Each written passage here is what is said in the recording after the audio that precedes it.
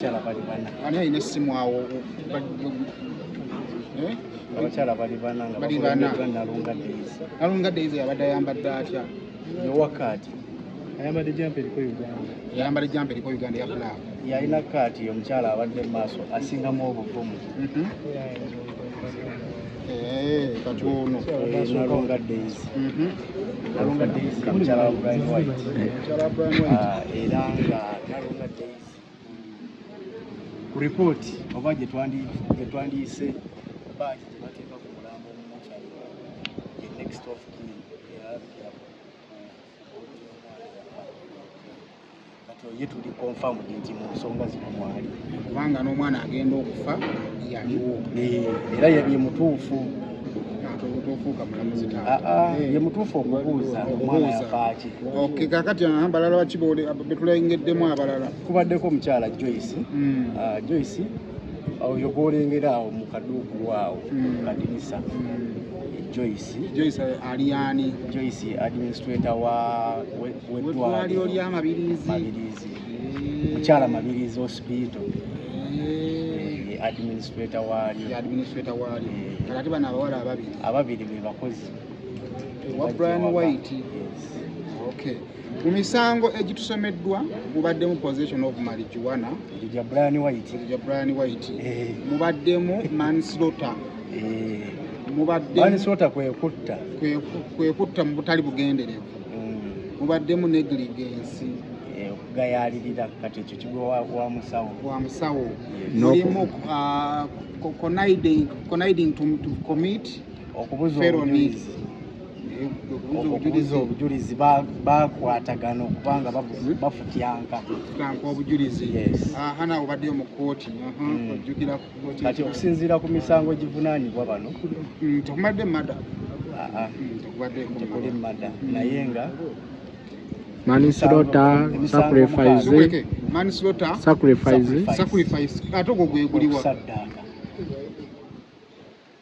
so manslaughter kutta muntu mu butali bugenderevu sacrifice kusaddaaka kati okuba gwa jjajja Brian emisango 6 gya jjajja Brian possession of marijuana emisango 8 jjajja Brian avunaanibwa emisango 6 n'ogwa possession marijuana gwa jjajja Brian negligence jjajja yalina enjaga negligence kubagwani awo bonna kubakwata twali tutaddeko n'okuddusa amangu conniving to commit felony anti kati nga bwenne okubaana naawe okubuzaabuza kitegeeza omukyala yeekubaana ne Brian White okubuzaabuza kati n'omusawo yeekubaana nabo bonna okubuzaabuza okulaba nga omwana ono afuna obujjanjabi mu budde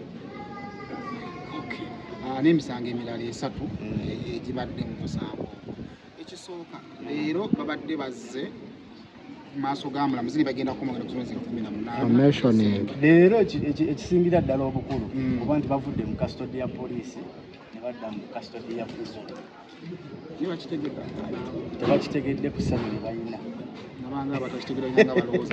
naye nga bavudde mu custody ya poliisi okuba nga badda mu custody ya prison kitegeeza nti badda buzira paka ng'ennaku z'omwezi 18 Desemba.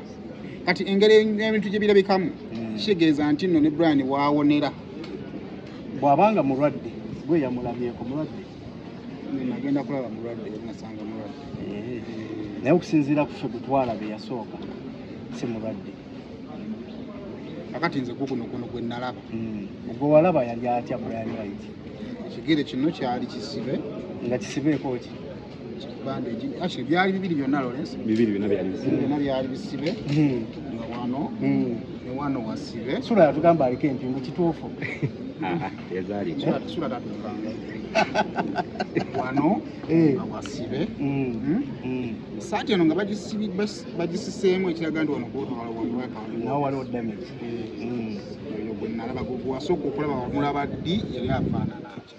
Brian White eyasooka okujja mu public n'obusungu obungi yinza okuba teyakosebwa kimufuula mulwadde. Oyogera ku kikono gwe twalaba Waspaaka TV? Waspaaka TV oyo ayinza okuba teyakosebwa kubanga afuuka mulwadde. naye engeri gyali mu ddwaliro asobola okuba omulwadde oba buli mu ddwaliro tewabeerayo naki naddala ng'oli ku kitanda oba mulwadde so tusobola omuwa benefit of doubt naye ng'emisango gye 8 gyonna gwe bw'otunuulira because at least ofunye omukisa ne Sanchez afunye omukisa omusango guno gumadde mu kugoberera kuba gye gwatandika kuva ku abaalaba amawulire kiki observation y'omusango guno ekituufu kiri wakati wa Brian White na mukyala we emboozi wagiraba gye nakola ne Brian nagiraba yonna essaawa yo namba naddala okuva wali watandikira ku kando mafuta mu kataasa mu bigambo bya Brian White ebyasooka yayogera ku Petro ffenna obanga ovuga ekidduka Petro tasobola mmala awantu ssaawa namba n'aba ng'akyali Petro kitegeeza afoomu so kati bw'ŋŋamba nti amafuta gaali mu kataasa is a question mark gwe mundabayo ey'ebintu naddala nga weebaga nti Petro obawo question mark Petro tasobola kuba mu kataasa waliwo akabuuza ekirala bagamba gaasi naye okusinziira ku taata w'omwana agamba sirinda Brian agamba gas taliimu Brian gwe nalaba yagamba gas taliimu yagamba it is completely petrol muliro okusinziira ku footage oba ku video gye nalaba eya body wamulabako omwana video ya body wagirabako nagirabako n'omubiri gwe gwali tasobola kuba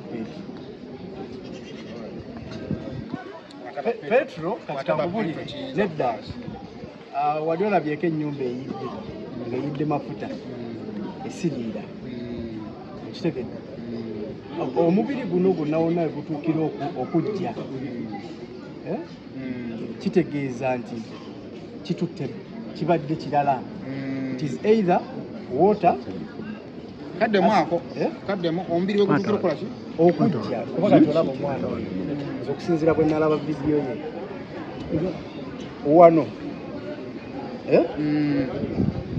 olaba wano wenkutte ekibatu ki wano okuva wano okudda eno wajja completely okuva wano n'okukkirira wajja naye wano mu joint tewajja kitegeeza omuliro oguba gwali kitegeeza bamukwata like this n'amagulu gebireme kujja bebakwata ne bakola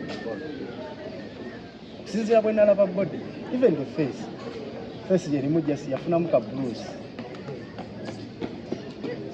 kitegeeza nti either baali balwana okufuna that card naye kuba nga gwali muliro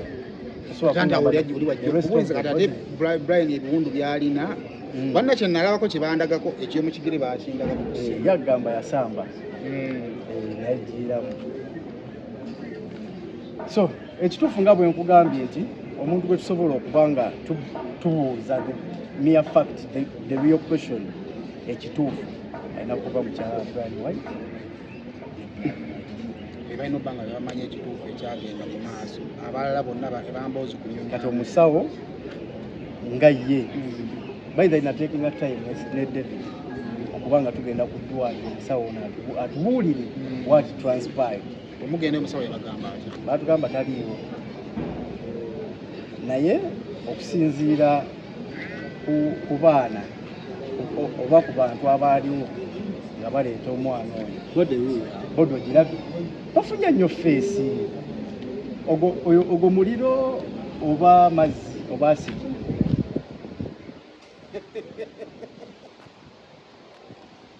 emikono ogirabye nti miramu n'ebigere nga nange bayiregeeza kati okumanya olaba ekyo ekifaananyi genda olabe interview yaffe genda ku ground media ne ku promotions olabe muganda wa maama muganda wa maama ye yayambula bodi eyo akunnyonnyole obulungi nga buli kimu bwe kyali ojja kunnyonnyoka naawe otegeere nti ogwo tegwali muki teyali peteroli oyo petero tubuulire Simon bodi yiyo ogirabyeko naawe osobola okugamba nti nno nedda manyi sometimes tugenda ne tukola amawulire ne bagamba nti tulina gwe tulwanyisa but the mere fact is nti njagala okwebaza muganda wange David eki eswanoziika n'atuuka n'okufuna ekituufu so bwebanga bodi eyo eri bwete footage oyo maama amuyina ne taata w'omwana bamuyina amaloboozi ga mukyala wa Brian White ng'akommunicatinga ne family eri omanyi sometimes waliwo family eyinza okuba nga teyinaamu kasente but you don't take people for granted Simon bompa leero ssente nga nina ekizibu don't use that to fight me oba to attack me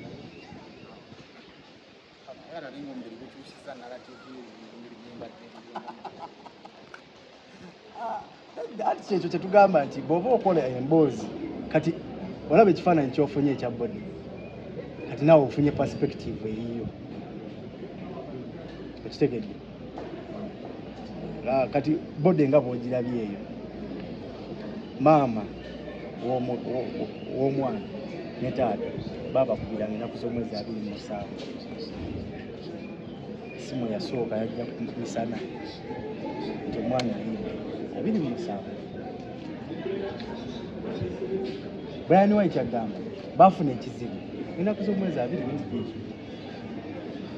ekizibu kyajja 22 bamaama baafuna essimu nga 27 kitegeeza ki nti the question is still between two people abaali ewaka lwaki nze ngamba two people the one eyasobola okukola nga next of kin essimu eyo kuliko era ka video wansi awo kagereko omwana omulambo bagusibako bitaaga ogenda mu mochari kuliko next of kin ye Nalunga Daisy kitegedde tabaddeewo mu kooti omukyala wa Brian White kitegeeza nti byonna byonna byetuzze tunoonyerezaako biki bituufu so ekino ebyomugagga kuva kati gwe obadde mu musango gwo bino byaba mafiya abakuba Brian byayogerako tolinawo obiraba nze situnuulidde mafiya situnuulidde eki there is time for justice to be prevailed kati kitegeeza ki nti bw'abanga Brian White agamba nti omwana yajja by accident is that an accident omubiri gwonna kati bweba yali accident lwaki face teyajja lwaki ensimbo teyajja omuntu ayinza okumbuuza Edwin ne Sanchez mufaaki nkubuuza ekibuuzo kino Saida nze nalabako taata ziga ly'omuzadde liva wala taata w'omuwala atukola yita tuve ku zino endala zonna zaakoze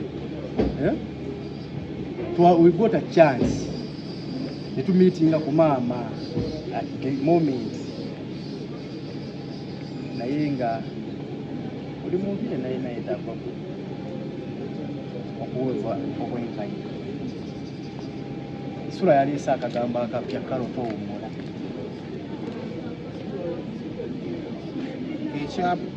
ekyabazadde b'omwana butalabikako mu kkooti kitegeeza leero babadde tebeetaagisa kujja kibadde tekyetaagisa because guno musango munene nti munene leero ne webandize mpozi kubalabako naye babamanyiza buuza taata nti Nalunga Daisy omumanyi omumanyi maama abalina n'erinnya lye bamuyitaani Mama Lupe it means it has been a family an extended family naye kati the question has to be obuzibu buvaawa okutuuka ng'omwana ono afuna obuzibu nagwe agoberedde ku nsonga kosa amasima gali wakati w'abantu biki byogezezaako okusensinga bombi bakyala ba Brian White yafuna omulamu.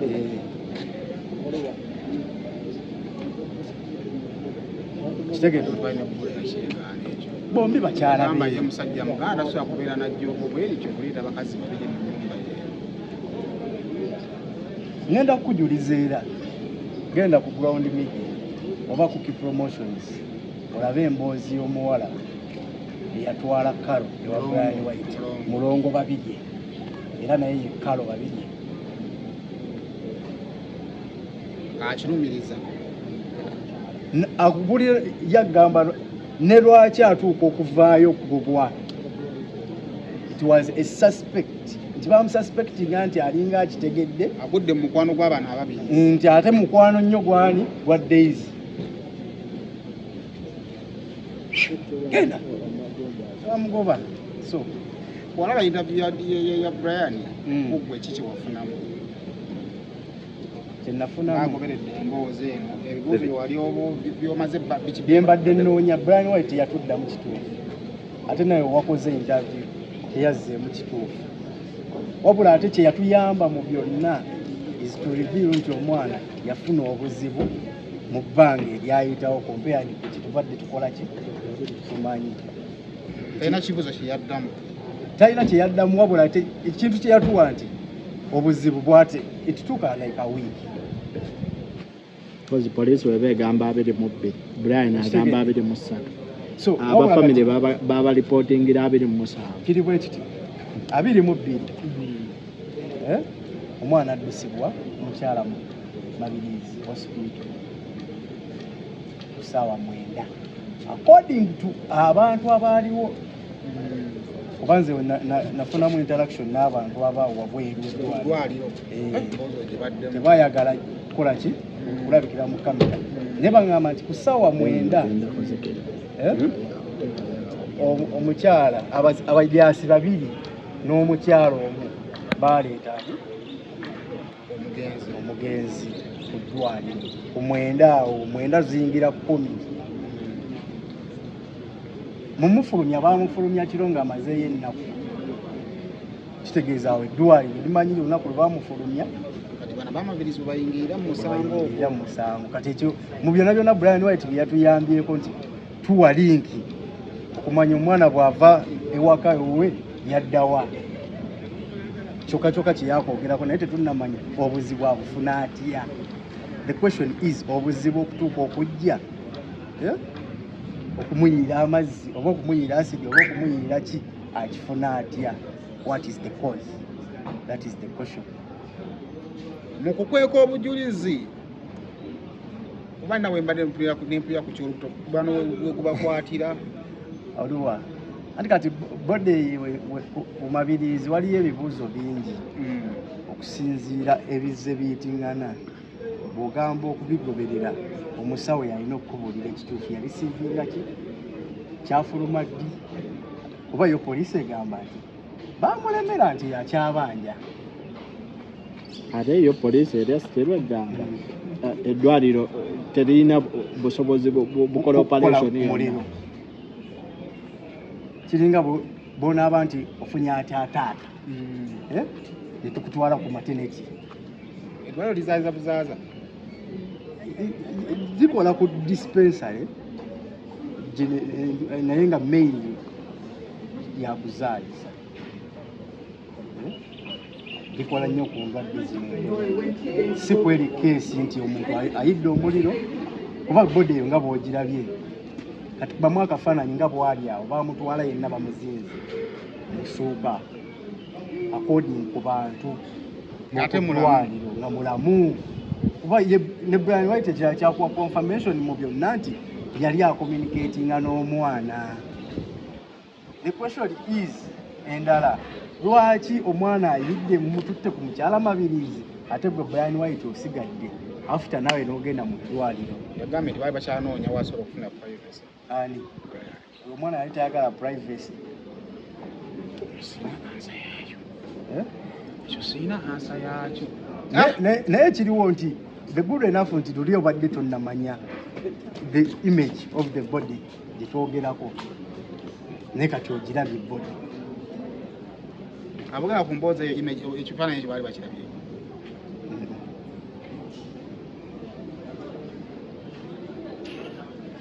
kale kakati tegeza agenda wa Brian White naye nga tasoose kulaba bodi tajirabanga ye yakyamanyi Simon kyemanyi kyabadde amanyi mwana yajjirawa Brian White era n'ogenda okavalinge mukama wammwe nti tukateba mu Lawrence omanyi ono yazze ku mutto oluvannyuma lw'ogoba Brian White Kasuku baginumye Kasuku tukatema ebyo byewezesasise owefuulanga atayagala kuseka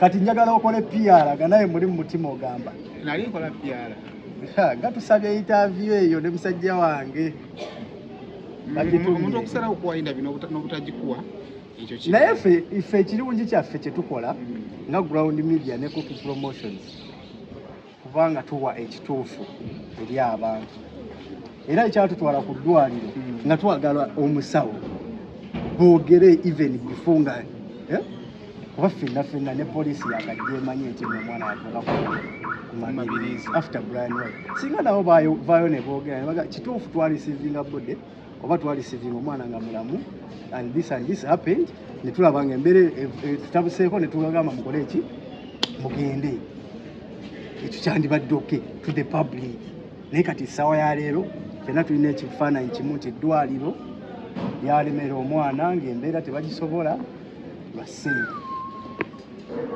ate zaali ssente polisi bwegamba eri family hospital ya musajja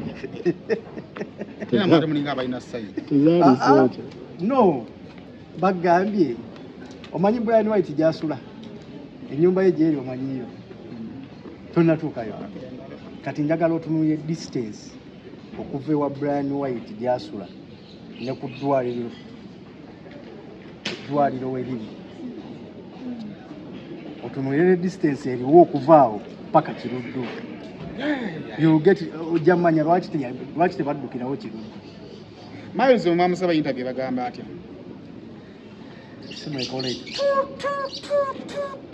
ali biza ali mukalujuga naye adda alina obuzibu bagala kumuwanduukulula gwe wagifunye otya Simon andifunye kubanga mukategedde ako yafunye interview ewa Brian White kuba yani ye Simon ate bwe yavuddeyo n'agamba Kasuku omugobe naye tabitegeera ani owabulirako nga nkyogera mukamwaka Kasuku bwe yagambye anti nze byange mbeyogerera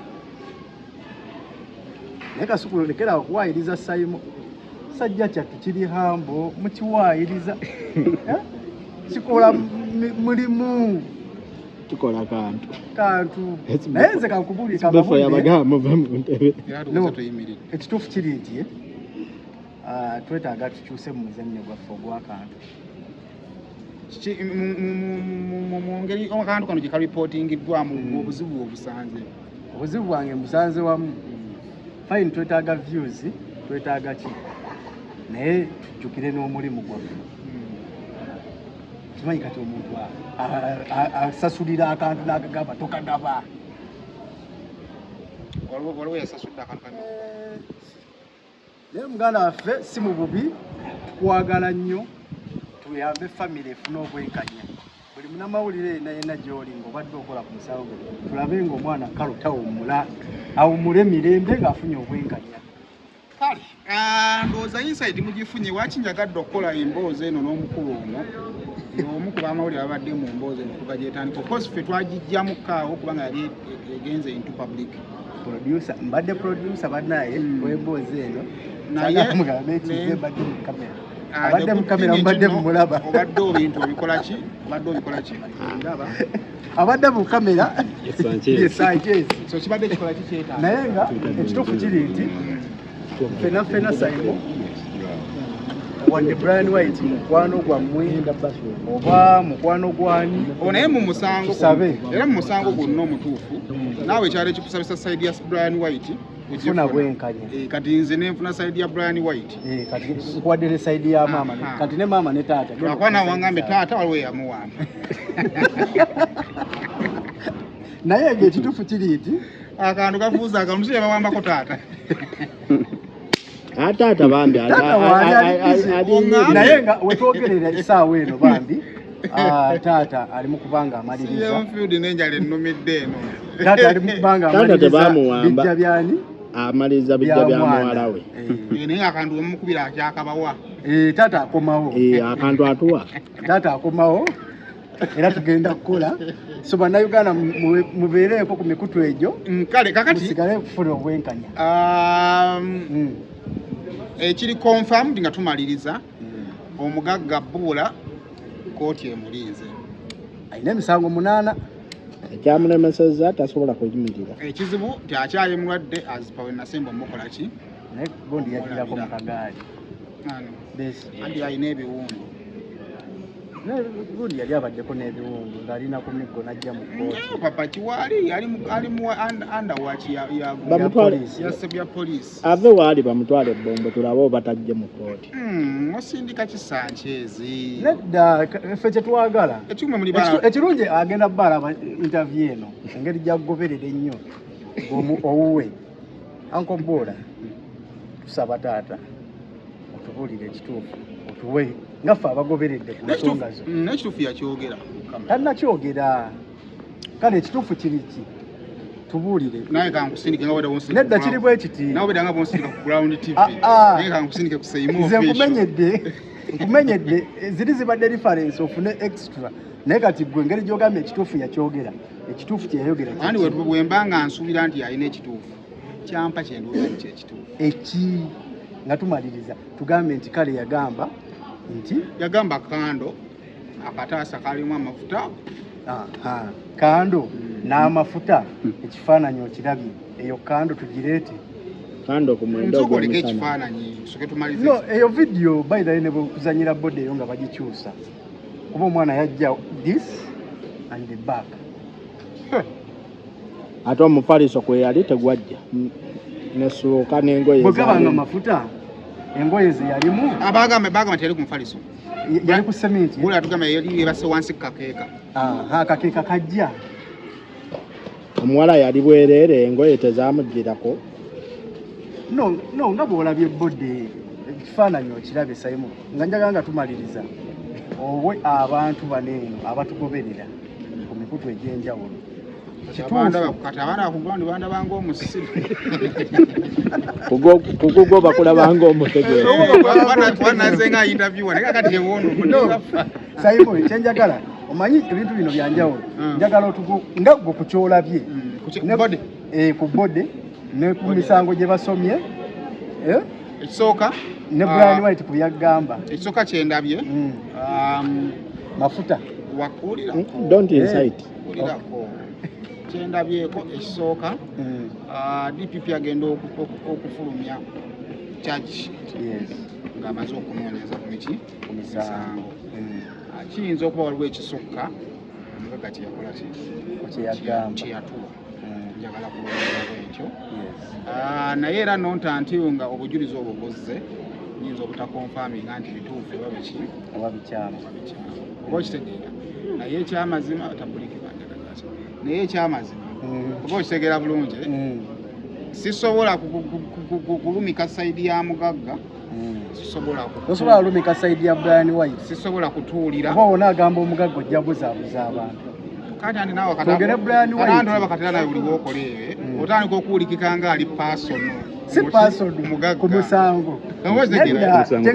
Omanyi bw'ogamba omugagga tebajja tegeera mbadde tukozesa ennyo amannya. Kale Brian White. Kyokka ate ne bwenda ba family ya sayidi y'omuwala peni gye bayitamu yana osaba bagamba nti bakola ki balimba.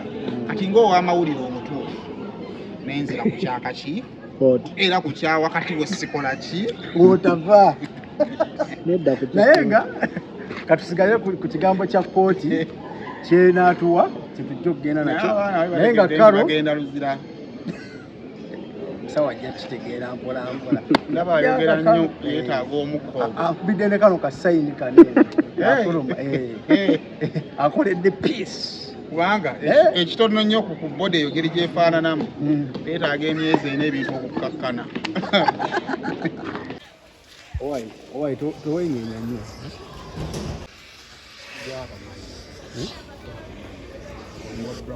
musawo.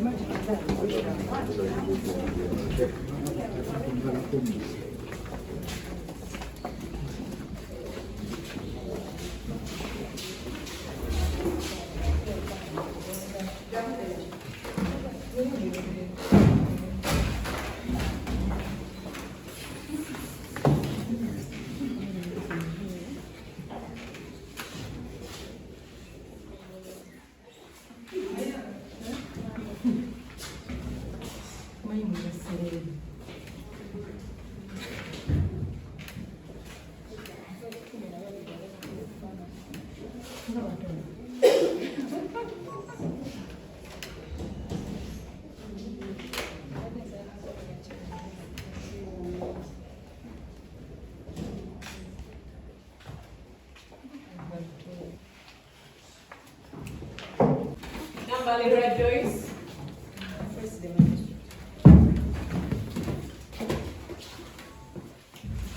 The first piece of the mask so that you be identified when emergencies are called.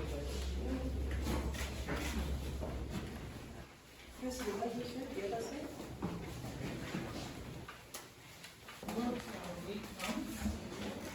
You're going to see our accounts now. We're going to just see for you that the charges will come back to court and appear before Chief Magistrate.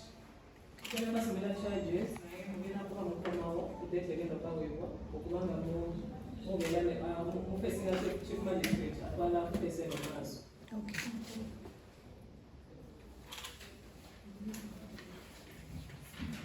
Charges, ziri munana nga bwe babagambye omulamuzi, charges soka eriko human sacrifice,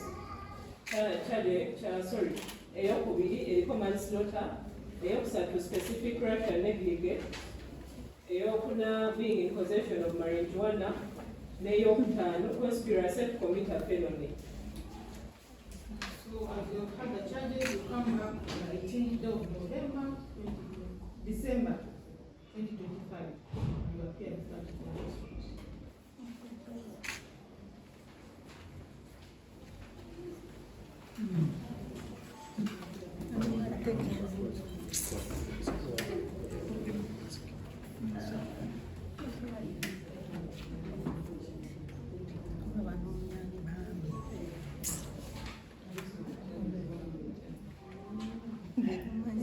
Muli ku charge yakutaano yokka, charge esooka paka kuna kuliko Brian White.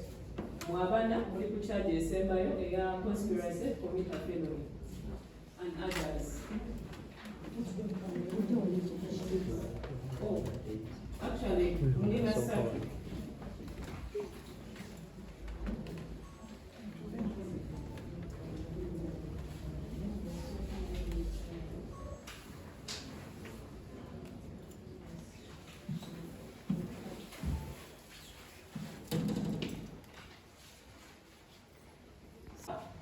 Neyo munana doing racial neglect. The charges munana.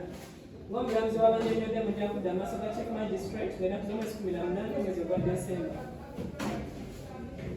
Omusango gwa mutandika okuwulira. Okubasomera, sorry. Okay.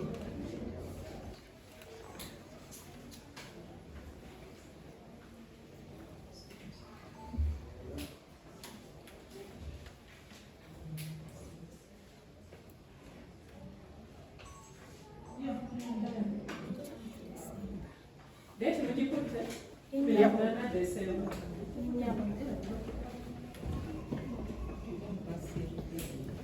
Okay.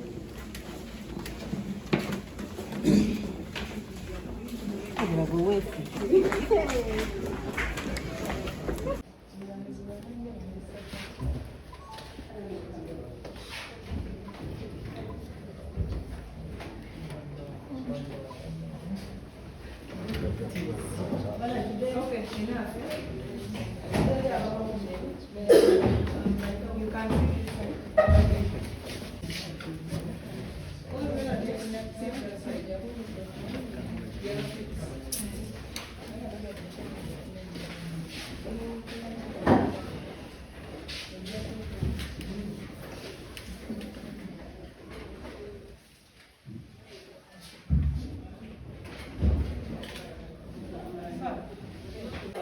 conspiracy to commit a felony. Ey'omukaaga, giving false information.